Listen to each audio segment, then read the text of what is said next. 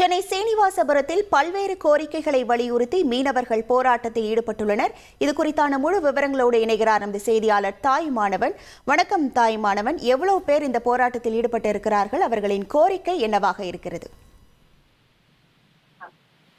சென்னை பட்டினப்பாக்கம், நொச்சிக்குப்பம், துமில்குப்பம், பவானிக்குப்பம், நம்பிக்கைக்குப்பம், பொலிமாநகர், முல்லைக்குப்பம், சீனிவாசபுரம் என 6 மீனவ கிராமங்களுடைய மீனவர்கள் தற்போது தங்களுடைய வாழ்வாதாரம் பாதிப்பை சந்திக்கக்கூடிய வகையில தமிழக அரசு பல்வேறு திட்டப்பணிகளை மேற்கொண்டு வருவதாக கூறி போராட்டத்துல குறிப்பா 6 கிராமங்களைச் சேர்ந்த 1000க்கும் மேற்பட்ட மக்கள் கடலுக்கு இன்றைய தினம் செல்லாமல் சீனிவாசபுரம் பகுதியில தமிழக அரசை கண்டித்து போராட்டத்துல ஈடுபட்டு வரக்கூடிய காட்சிகளை நம்மால பார்க்க முடியுது.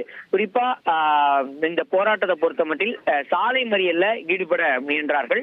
அவர்களை காவல்துறையினருக்கும் போராட்டத்தில் ஈடுபடக்கூடிய மீனவர்களுக்கும் இடையே சிறிது நேரம் பரபரப்பான அந்த தள்ளுமுள்ளு ஏற்பட்ட ஒரு சூழல்ல தொடர்ந்து காவல்துறையினர் அனுமதிக்கப்பட்ட இடத்தில் மட்டுமே உங்களுக்கு போராட அனுமதி இருப்பதாக கூறி தற்போது போராட்டத்தை அந்த இடத்தில் போராட்டத்தை தொடர்வதற்கான வாய்ப்பை காவல்துறை தரப்பில் வழங்கியிருக்கிறாங்க.